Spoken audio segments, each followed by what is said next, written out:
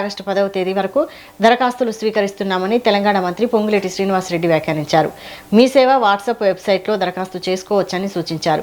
10,000 token చెల్లించి దరఖాస్తు చేసుకోవాలని తెలిపారు.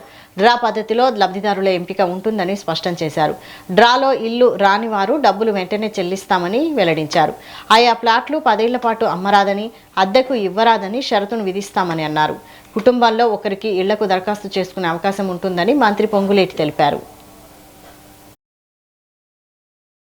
ఏవైతే పైలట్ కింద ఇప్పుడు తీసుకుంటున్నామో సుమారు 21 రోజులు ఈ అప్లికేషన్ల ఇన్విటేషన్ కోసం 3 ప్లాట్ఫామ్ల మీద మీరు అప్లై చేసుకుని ఈజీగా అప్లై చేసుకునే యాక్సెస్ ని కూడా ఇవ్వటం జరిగింది.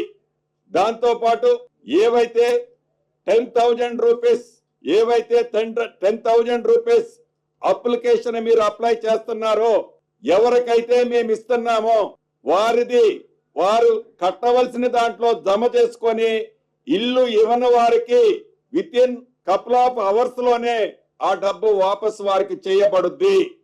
ఎందుకంటే ఈ హౌస్ సైడ్ తో పాటు గ్రామీణ ప్రాంతంలో అదే రకంగా పట్టణంలో స్థలం ఉన్న వారికి ఇందిరమ్మ స్కీమ్ ఏదైతే కంటిన్యూ చేస్తున్నామో అక్కడ ఏదైతే 5 లక్షల రూపాయలు వారికి ఇస్తున్నామో అదే 5 లక్షల రూపాయల బెనిఫిట్ ఇక్కడ స్థలముతో పాటు 5 లక్షల రూపాయలు ఉచితంగా ఇవ్వటం జరుగుద్ది.